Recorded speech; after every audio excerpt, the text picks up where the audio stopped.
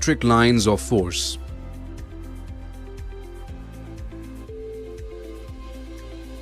Coulomb's law states that the electrostatic force between two particles is proportional to the product of their charges and inversely proportional to the square of the distance between them. Also, we know that opposite charges attract and like charges repel each other. But how do we visualize this? In 1830s, English scientist Michael Faraday answered this problem by introducing the concept of field lines as an aid for visualizing electric and magnetic fields. Electric line of force is an imaginary straight or curved path along which a unit positive charge tends to move in an electric field. After observing the experimental patterns, the properties of electric lines of force were stated.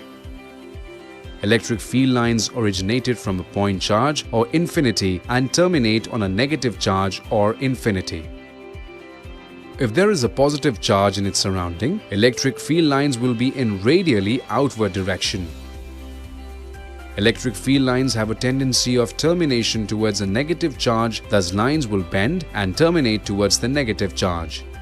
If charge magnitude is more, bending will be more. Similarly, electric field lines also have tendency to bend away from the positive charges. Number of electric field lines originating or terminating is directly proportional to magnitude of charge.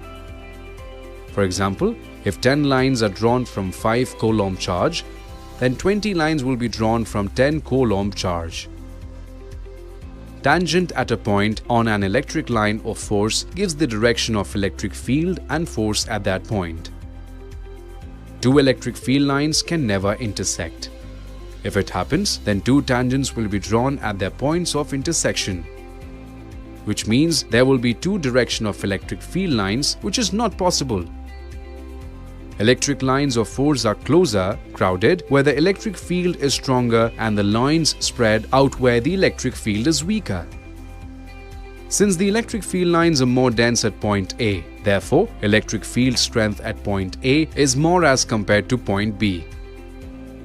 Electric field lines never exist in closed loop because electric field lines can never start and end on the same charge. Electric lines of force do not pass through a conductor.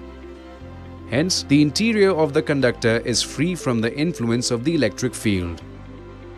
Electric lines of force can pass through an insulator.